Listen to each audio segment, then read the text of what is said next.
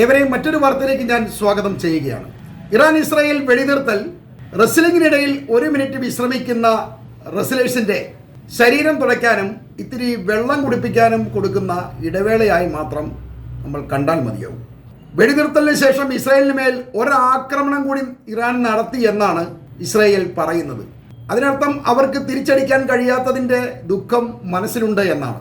ഈ നില ഇങ്ങനെ തുടരുമ്പോഴും നെതന്യാഹുവിൻ്റെ കാര്യത്തിൽ താൻ അൺഹാപ്പിയാണെന്നാണ് ട്രംപ് പറയുന്നത്. ഈ അൺഹാപ്പിക്ക് ഒരുപാട് വ്യാഖ്യാനങ്ങളുണ്ട്. ട്രംപും നെതന്യാഹുവും ഉദ്ദേശിച്ച തലത്തിലേക്ക് ഇറാനെ എത്തിക്കാൻ കഴിയാത്തതാണ് ഈ അൺഹാപ്പിയുടെ പ്രധാന കാരണം. തന്നെയുമല്ല, കനകം പോലെ കരുതി വെച്ച് എല്ലാവരെയും ഭയപ്പെടുത്തിയിരുന്ന അമേരിക്കയുടെ ബങ്കർ ബസ്റ്റർ ബോംബിന് ഒരു നാണംകെട്ട പരിചയപ്പെടുത്തൽ വേണ്ടി വന്നത് നെതന്യാഹു കാരണമാണെന്നത് ട്രംപിൻ്റെ അൺഹാപ്പിക്ക് കാരണമാകുന്നുണ്ട്. പിന്നെ ഖത്തറിലെ സൈനിക താവളത്തെ ഇറാൻ ആക്രമിച്ചിട്ട് പോലും തിരിച്ചടിക്കാൻ ട്രംപ് തയ്യാറാവാത്തത് ട്രംപും നെതന്യാഹുവും കൂടി ഒരുമിച്ച് തല്ല് വാങ്ങി നാണം കെടുന്നത് അറബികൾ കാണേണ്ടല്ലോ എന്ന് കരുതിയാണ്. ഇറാഖിലും ഖത്തറിലുമുള്ള 2 സൈനിക താവളങ്ങളെ ആക്രമിച്ചിട്ട് പോലും ട്രംപ് തിരിച്ചടിക്കാത്തത് എന്തൊക്കെ ന്യായീകരണങ്ങൾ അവർ പറഞ്ഞാലും ട്രംപ് ഭയന്നത് കൊണ്ട് തന്നെയാണ് എന്ന് വിശ്വസിക്കാനേ തരമുള്ളൂ. മാത്രമല്ല, യുദ്ധം കൂടുതൽ വഷളായി കഴിഞ്ഞാൽ നെതന്യാഹുവിൻ്റെ നാട്ടിൽ ഇറാൻ കൂടുതൽ കെട്ടിടങ്ങളെ ഇനിയും മറിച്ചിടും എന്നൊരു ഭയവും ട്രംപിനെ വല്ലാതെ ബാധിച്ചിട്ടുണ്ട്. ഇതെല്ലാം ട്രംപിനെ അൺഹാപ്പിയാക്കിയില്ലെങ്കിലേ അത്ഭുതമുള്ളൂ. സത്യത്തിൽ വെടിനിർത്തലിലൂടെ ട്രംപ് അറബികളുടെ മുന്നിൽ ശരിക്കും നാണം കെട്ടിരിക്കുകയാണ്. വിമാനമൊക്കെ ഗിഫ്റ്റ് വാങ്ങി ആളായി തിരിച്ചു പോയ ട്രംപിനെ അതേ നാട്ടിലിട്ട് ഇറാൻ തല്ലുക എന്ന് പറഞ്ഞാൽ ഇതിലും ഭേദം ഉടുത്ത മുണ്ടിൽ തൂങ്ങുന്നതാണ്. ഇറാനിൽ വലിയ വിജയാഘോഷമാണ് നടന്നത്.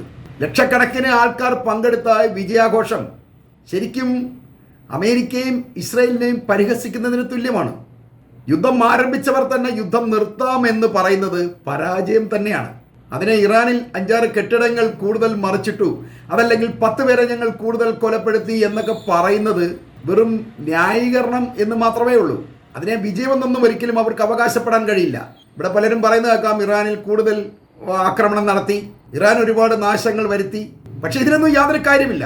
ഈ യുദ്ധം ആരംഭിക്കുന്നതിന് മുമ്പ് ഇവരുടെ ആത്യന്തികമായ ലക്ഷ്യം എന്തായിരുന്നെന്ന് വിശകലനം നടത്തുമ്പോഴാണ് ഈ പരാജയത്തെ നമുക്ക് വിലയിരുത്താൻ കഴിയുന്നത്. അവർ പറഞ്ഞത് എന്താണ്?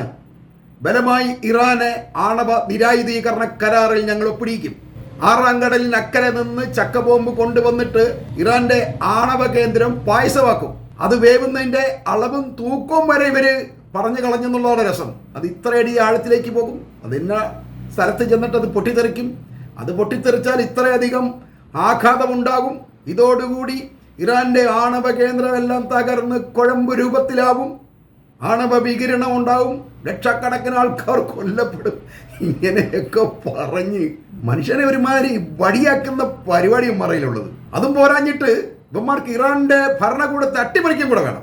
ഈ ഭരണകൂടത്തെ അട്ടിമറിച്ചിട്ട് ഇപ്പൊ വിദേശത്തുള്ള ഇറാന്റെ പ്രതിപക്ഷ നേതാവായ ഒരു കുഞ്ഞാപ്പൂനെ കൊണ്ടുവന്നിട്ട് അവിടെ ഇരുത്തിയിട്ട് ഇവരുടെ പാവയായി ഇറാഖിലൊക്കെ ചെയ്ത പോലെ ഭരിപ്പിക്കാൻ ഉള്ള ഉദ്ദേശമൊക്കെ ആയിരുന്നു. തന്നെയുമല്ല, അലി ഖാംനൈ എന്ന ഈ 82 വയസ്സുള്ള വൃദ്ധനെ അവർക്ക് കൊല്ലുകയും വേണം. ഇതുകൊണ്ടൊന്നും അവരുടെ മോഹങ്ങൾ അവസാനിക്കുന്നില്ല എന്നുള്ളതാണ്. എന്തൊക്കെ വീരവാദങ്ങളായിരുന്നു. മലപ്പുറം കത്തി, തോക്ക്, ഒലക്കേട മൂട് 2 പവനായും കൂടെ ശവമായി എന്ന് പറയുന്നതാണ് അതിൻ്റെ ശരി. ഇപ്പോൾ ട്രംപ് ഇറാനിൽ ഒരു ഭരണമാറ്റം ആഗ്രഹിക്കുന്നില്ല എന്നാണ് പറയുന്നത്. അപ്പോൾ കിട്ടേണ്ടത് കിട്ടാഞ്ഞതായിരുന്നു ഉമ്മാരുടെ കുഴപ്പമെന്ന് എല്ലാവർക്കും മനസ്സിലായിട്ടുണ്ട്. ഇനി പത്രക്കാരെയും ചാനലുകാരെയും എല്ലാം വിളിച്ച് ചായയൊക്കെ കൊടുത്തിട്ട് വീരഗാഥകൾ പറയുകയല്ലാതെ വേറെ മാർഗമൊന്നുമില്ല. എല്ലാ ലക്ഷ്യങ്ങളും നേടിയതിനു ശേഷം ഇറാനുമായി വെടിനിർത്തലിന് ഇസ്രായേൽ സമ്മതിച്ചു എന്നൊക്കെയാണ് നെതന്യാഹു തള്ളിമറിക്കുന്നത്. ഇത് ഇയാൾ പറയുമ്പോൾ ഇയാളുടെ പാൻറ് മൂത്രം വീണ് നനഞ്ഞിരുന്നു എന്നാണ് പറയപ്പെടുന്നത്. അത്ര പേടിച്ചിട്ടാണ് ഇയാൾ ഇരുന്നത്. ഈ നനഞ്ഞ പാൻറ്റും വെച്ചുകൊണ്ടാണ് പുള്ളി പത്രക്കാരോട് വീരവാദം അടിക്കുന്നത്. അതിന് രസം, ഇറാനിലെ ജനങ്ങൾ യുദ്ധവിജയം ആഘോഷിക്കുമ്പോൾ ഇസ്രായേലികൾ കിടക്കാൻ സ്ഥലത്തിന് വേണ്ടി വീടിരുന്ന സ്ഥലത്ത് ടെൻ്റ് അടിക്കാൻ ഓടി നടക്കുകയാണ്.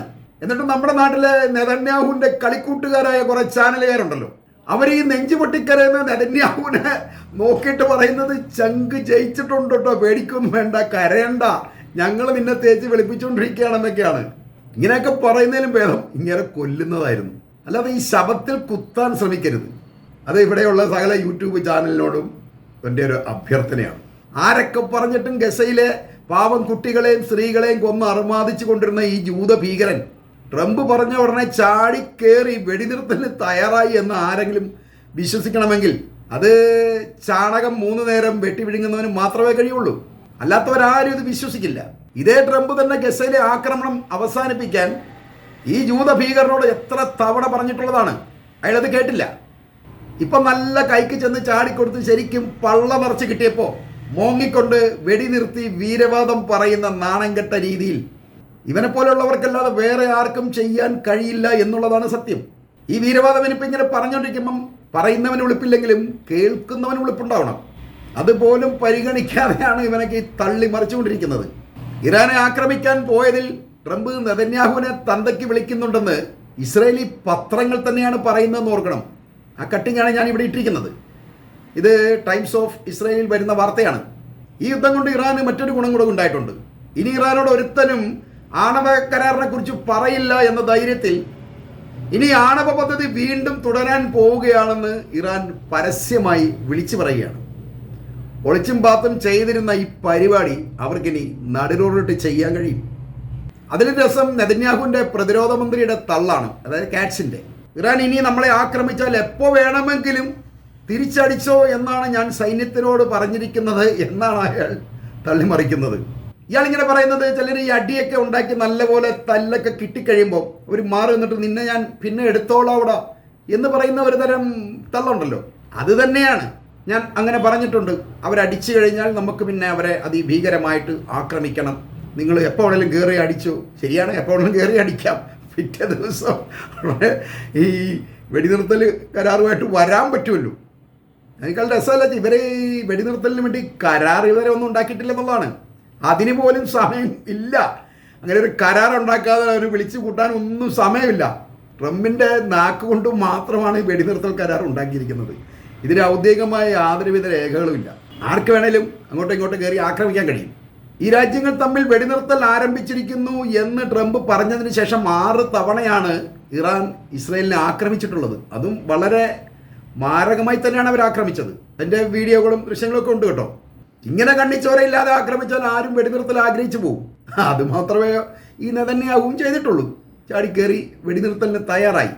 ഏതായാലും ഈ യുദ്ധത്തോടെ ഒരു കാര്യം വീണ്ടും ഉറപ്പായിരിക്കുകയാണ്. ഇസ്രയേലും അമേരിക്കയൊക്കെ ഇനിയും വല്ല പാവപ്പെട്ട രാജ്യങ്ങളുടെ മാത്രം മെക്കിട്ട് കയറാനാവും ശ്രമിക്കുക. ഇറാനെ അവരെ ആ ലിസ്റ്റിൽ നിന്ന് ഏതായാലും ഒഴിവാക്കിയിട്ടുണ്ട്. ഇവന്മാരായിട്ട് മുട്ടിക്കഴിഞ്ഞാൽ നമ്മുടെ കളസം കാണില്ല എന്ന് ഇവർ ഏതാണ്ടൊക്കെ മനസ്സിലാക്കി കഴിഞ്ഞു. ഇനി ഈ കലിപ്പെല്ലാം കൂടെ തീർക്കണമെങ്കിൽ വല്ല ആങ്ങണ്ടമാൻ ദ്വീപിലോ അല്ലെങ്കിൽ മറ്റേതെങ്കിലും ബംഗ്ലാദേശിനെ പോലും ചിലപ്പോൾ ആക്രമിക്കാൻ ഇവർക്ക് കഴിഞ്ഞെന്ന് വരില്ല. കാരണം ബംഗ്ലാദേശിനൊക്കെ നല്ല അത്യാവശ്യം ആയുധങ്ങളൊക്കെ അവരുടെ കയ്യിലും ഉണ്ട്. അപ്പോൾ അതുപോലെ ദ്വീപായിട്ടുള്ള ഇതുപോലെ ഏതെങ്കിലും സ്ഥലത്ത് പോയിട്ട് അവർക്ക് അവരുടെ കലിപ്പ് തീർക്കാനേ കഴിയുള്ളൂ, അല്ല വേറെ മാർഗമില്ല. എന്നാൽ ഇറാനുമായിട്ടുള്ള യുദ്ധം അവസാനിച്ചെങ്കിലും ഇസ്രായേൽ ഹമാസിൻ്റെയും ഹൂത്തികളുടെ ഒന്നും ഭീഷണിയിൽ നിന്നും രക്ഷപ്പെടുന്നില്ല എന്നുള്ളതാണ് വസ്തുത. ഹമാസ് ഇസ്രായേലി സൈനികർക്ക് നേരെ നടത്തിയ ആക്രമണത്തിൽ ഇന്നലെ 3 പേർ കൊല്ലപ്പെടുകയും 16ലധികം പേർക്ക് മാരകമായി പരിക്കേൽക്കുകയുമാണ് ഉണ്ടായത്. ഇവരെല്ലാം ഹെലികോപ്റ്ററിൽ എടുത്തുകൊണ്ട് പോകുന്ന ദൃശ്യങ്ങൾ സോഷ്യൽ മീഡിയ വഴി വ്യാപകമായി പ്രചരിക്കുന്നുണ്ട്. ഹൂത്തികളും ഹമാസും ഇപ്പോഴും പഴയ നിലയിൽ തന്നെ തുടരുകയാണ്. ഇനി വരും ദിവസങ്ങളിൽ ബന്ദികളെ മോചിപ്പിക്കാനുള്ള ശ്രമമായിരിക്കും ഇസ്രായേൽ നടത്തുക.